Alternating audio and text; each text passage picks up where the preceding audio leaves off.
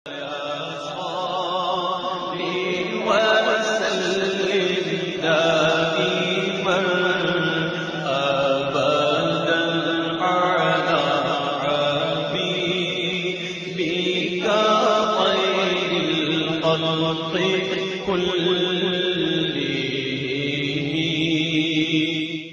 یہ کہ اس کی دوسری تعریف، یہ پہلی والی تعریف سے ذرا تھوڑی سی آسان ہے نا، بہت آسان سی بات ہے. کہہ رہے ہیں کہ وہ ثلاثی کلمہ، ثلاثی کلمہ کا مطلب کیا؟ ثلاثی کا مطلب جس میں 3 حروف اصلی ہوں. ثلاثی کلمہ کا مطلب جس میں 3 حروف اصلی ہوں. تو وہ ثلاثی کلمہ جس میں 2 حروف ایک جیسے ہوں، ایک جنس کے ہوں، وہ ثلاثی. لیکن اس ثلاثی میں 2 حروف ایک جیسے ہوں، ہم جنس کے ہوں، ایک ہی طرح کے ہوں، تو وہ کیا کہلائے گا؟ وہ کہلائے گا مضاعف ثلاثی. 3 حروف ہیں ٹوٹل، کل 3 حروف ہیں، اور ان میں 2 حرف ایک جیسے پائے جائیں تو اس کو مضاعف ثلاثی کہا جائے گا. جیسے کہ آپ مثال دیکھ رہے ہیں سبا با، ٹھیک ہے؟ تو یہ سمجھنا آپ کے لیے بہت آسان. 3 حروف ایک جیسے ہوں اور ان میں 3 حروف ہوں، کل 3 حروف ہوں اور ان میں 2 حروف ایک جیسے ہوں، تو ہم اس کو کیا کہیں گے؟ مضاعف ثلاثی. ٹھیک ہے؟ اب میں آپ کو مضاعف رباعی سمجھاتا ہوں. یہ سمجھنا بھی بہت آسان ہے. اگر مضاعف ثلاثی سمجھ میں آ گیا تو مضاعف رباعی بھی آپ کی آسانی سے سمجھ میں آ جائے گا. کہہ رہے ہیں اس کی بھی 2 طرح تعریف کی جاتی ہے، 2 طرح سے. وہ یہ 2 طرح سے پہلی تعریف اس کی سمجھتے ہیں.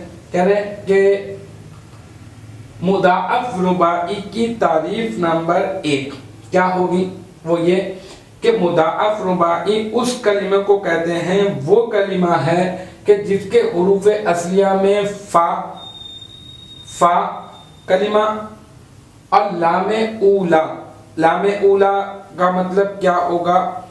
میں نے کہا تھا آپ کو رباعی کا وزن کرنے کے لیے 4 حروف کا استعمال کیا جاتا ہے، فا لا لا. تو فا عین اور یہ 2 لام، جو پہلے والا لام ہے نا اسے لام اولا کہیں گے، اور جو دوسرا والا لام ہے اسے لام ثانیہ کہیں گے. تو اب تعریف پہ غور کیجئے. کہہ رہے ہیں کہ مضاعف رباعی وہ کلمہ ہے جس کے حروف اصلیہ میں فا اور لام اولا اور عین اور لام ثانیہ ایک جنس کے ہوں. فا اور لام اولا اور عین اور لام ثانیہ ایک جنس کے ہوں تو ہم اسے کہہ دیں گے کیا ہے؟ یہ مضاعف رباعی ہے. رباعی مطلب 4 حروف والا، اور 4 حروف میں یا تو فا اور لام اولا یا تو پھر عین اور لام ثانیہ ایک جیسے ہوں. جیسے کہ آپ کو مثال نظر آ رہی ہے زلزلہ، ہے نا؟ زلزلہ تن، ہے نا؟ زلزلہ تن کا مطلب ہے ہلنا. اسی سے پہلے ماضی بنا تو بن گیا زلزلہ. اب آپ اس کا وزن کر کے دیکھیں. سب سے پہلے زا، پھر لام، پھر زا اور پھر لام. ٹھیک ہے؟ تو اب آپ اس پر غور کر کے دیکھیں. یا تو آپ یہ کہتے ہیں کہ لام کی تکرار ہوئی ہے، یا تو پھر آپ یہ کہہ رہے ہیں کہ زا کی تکرار ہوئی ہے. جس طرح سے آپ کو آسان لگے آپ اس طرح سے اسے اپنے ذہن میں رکھ لیں. لیکن یہ والی تعریف میں نے ویسے ہی برسبیل تذکرہ آپ کو بتائی ہے. اس کی دوسری تعریف جو ہے وہ پہلی والی تعریف سے زیادہ آسان ہے. جیسے کہ مضاعف ثلاثی کی پہلے والی تعریف سے زیادہ دوسری والی تعریف آسان تھی. تو آپ بہت زیادہ الجھے مت، سمجھ لیں کہ یہ اگر آپ یاد نہیں رکھ سکتے، اگر پہلی تعریف دونوں کی، مضاعف ثلاثی اور مضاعف رباعی کی، تو ابھی فی الوقت آپ اس کو چھوڑ دیں. مضاعف ثلاثی کی تعریف نمبر 2 اپنے ذہن میں رکھیں، وہی کام آئے گی انشاءاللہ تعالی. اور مضاعف رباعی کی بھی دوسری والی تعریف جو ہے وہ اپنے ذہن میں رکھ لیں، انشاءاللہ تعالی وہی آپ کے کام آئے گی. وہ دیکھ لیتے ہیں. وہ پہلے والی تعریف سے جو ہے نا زیادہ آسان ہے. کہہ رہے ہیں کہ اس کی تعریف یوں بھی کی جاتی ہے، مضاعف رباعی کی تعریف نمبر 2.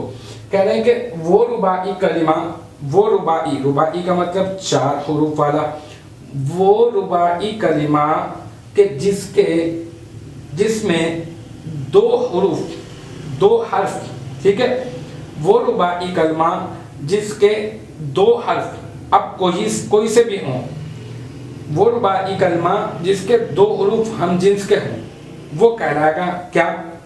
مضاعف رباعی۔ ایک مرتبہ میں آپ کو اس کا مضاعف کا خلاصہ میں آپ کو بتا دیتا ہوں تاکہ آسان ہو جائے بات، اور ابھی فی الوقت آپ کی سمجھ میں آ جائے کہ ذہن میں ابھی کتنا رکھنا ہے۔ پڑھا تو میں نے یہ بہت سارا کچھ دیا، لیکن ابھی فی الوقت اگر اس کا خلاصہ کریں تو ذہن میں کیا رکھنا ہوگا۔ دیکھیں مضاعف کس کو کہتے ہیں؟ مضاعف اس کو کہتے ہیں کہ جس کے حروف اصلیہ میں 2 حروف ہم جنس کے ہوں۔ یاد ہو گئی تعریف؟ مضاعف کی 2 قسمیں، ایک مضاعف ثلاثی، ایک مضاعف رباعی۔ مضاعف ثلاثی 3 حروف اصلی ہوں گے اور اس میں کوئی 2 حرف ایک جیسے ہوں گے، اور مضاعف رباعی 4 حروف اصلی ہوں گے اور ان میں 2 حروف ایک جیسے ہوں گے۔ تو اس کو سمجھنا اور یاد رکھنا بہت زیادہ آسان ہے، فقط یہ ایک لائن کے یہ 3 جملے آپ نے یاد رکھنے، لیکن یہ کہ میں نے پورا کا پورا اس وجہ سے پڑھایا، کتاب میں مذکور ہے۔